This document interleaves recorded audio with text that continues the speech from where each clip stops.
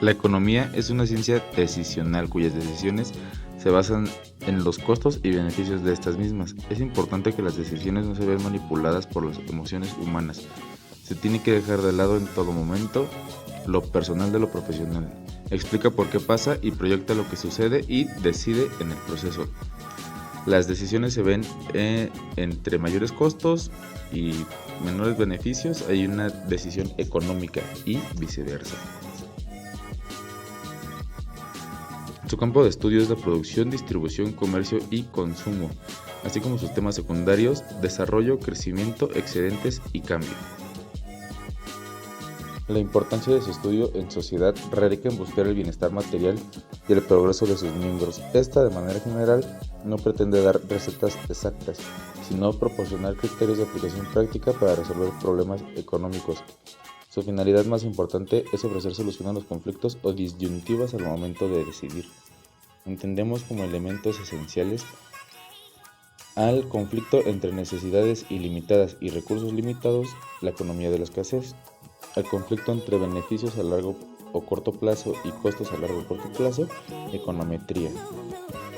Asimismo, el conflicto entre decidir eficientemente y decidir equitativamente nos da como resultado economía política.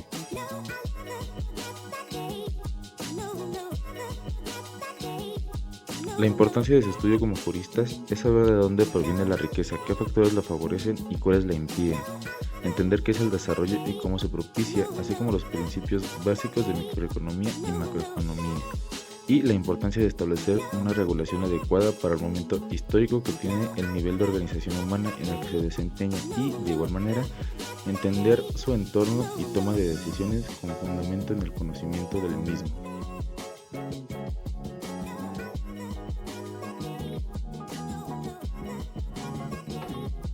La empresa es una organización dedicada a actividades o persecución de fines de lucro, económicos y o comerciales, para satisfacer las necesidades de bienes y o servicios de quien lo requiera, es decir, oferta y demanda respectivamente. Asegura la continuidad de la estructura y su funcionamiento productivo comercial y sus necesarias reinversiones.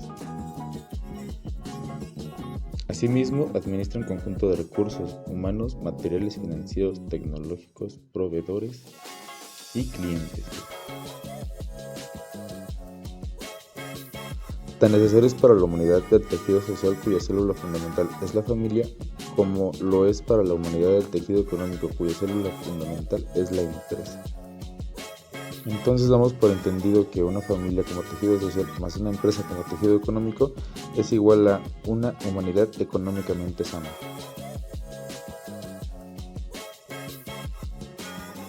El ciclo económico es un fenómeno que corresponde a las oscilaciones reiteradas de las tasas de crecimiento de producción, el empleo y otras variables macroeconómicas en un periodo de tiempo predeterminado. Las fluctuaciones generales de la economía también suelen llamarse ciclos económicos. Cuando el Producto Interno Bruto crece, la situación económica es buena. Existe una expansión económica, hay más empleos, más producción y crecimiento. Cuando el Producto Interno disminuye, las empresas tienen problemas y de manera general la sociedad también, como despidos, etc. Asimismo es importante entender qué es el Producto Interno Bruto. El Producto Interno Bruto o PIB es el principal indicador económico, es la suma total de producción, bienes y servicios que se realizan a lo largo de un determinado tiempo.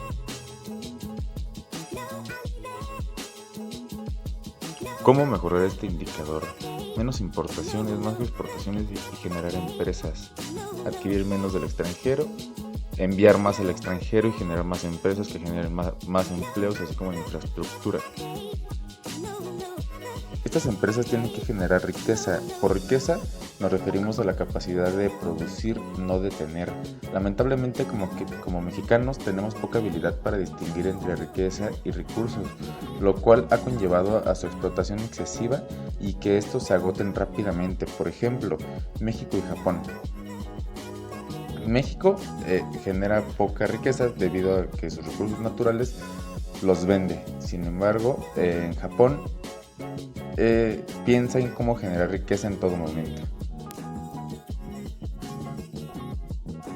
Ese que acabamos de mencionar es un tema entre empresas y empresarios, no del todo del gobierno. En México los empresarios han decidido no invertir y no arriesgar, sino más bien explotar bienes agrícolas y recursos naturales. Con esto México se ha convertido en un vendedor de recursos, no generador de riqueza. Para cambiar este destino es necesario un cambio, tener una estrategia clara es importante y claro, mucho menos demagogía. La riqueza está en el trabajo y el trabajo se genera en las empresas.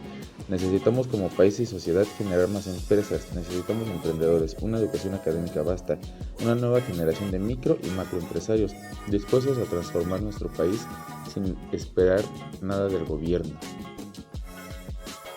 Esto que acabamos de mencionar tiene mucho que ver con el estado del contrato social en México y a continuación lo veremos.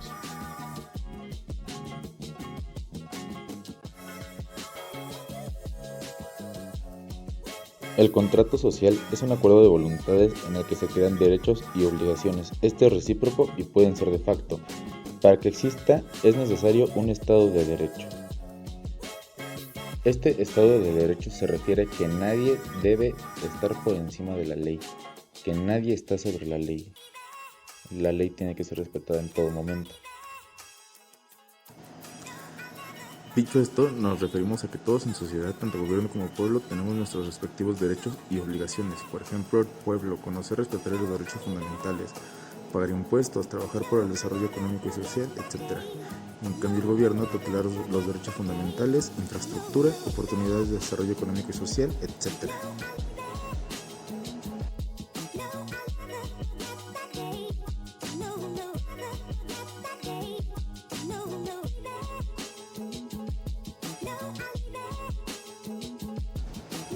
La problemática actual en nuestro país ha sido generar empresas, la competencia desleal, la corrupción y la falta de educación financiera. Un posible ejemplo de esto último serían las tiendas de electrodomésticos que ofrecen productos a pagos pequeños, a largos plazos, sin intereses y con las tasas más bajas, las cuales son llamativas por pagos pequeños y así afectan al consumidor. Las pocas inversiones y las muchas trabas de parte del gobierno para poder abrir un pequeño negocio, los cobros excesivos de grandes empresas de clase mundial que quieren invertir en la inseguridad del país han contribuido a su lento desarrollo. Al igual un tema actual, la pandemia que se vivió ha generado que las empresas quieran burlar ciertos artículos que protegen al trabajador, como el caso reciente de Alsea, al querer descansar por 30 días de manera voluntaria, entre comillas, sin goce de sueldo al trabajador que así lo solicite. Otro tema son las personas que viven al día, que no dependen de una empresa u organización que les asegure un cobro mensual o quincenal. Hay pocas empresas y mucha gente. Esta nueva generación de jóvenes emprendedores debemos asumir la responsabilidad y no solo eso, sino entender la actual situación económica para poder empezar a transformar la ideología de comercio que se tiene en nuestro bello y querido México.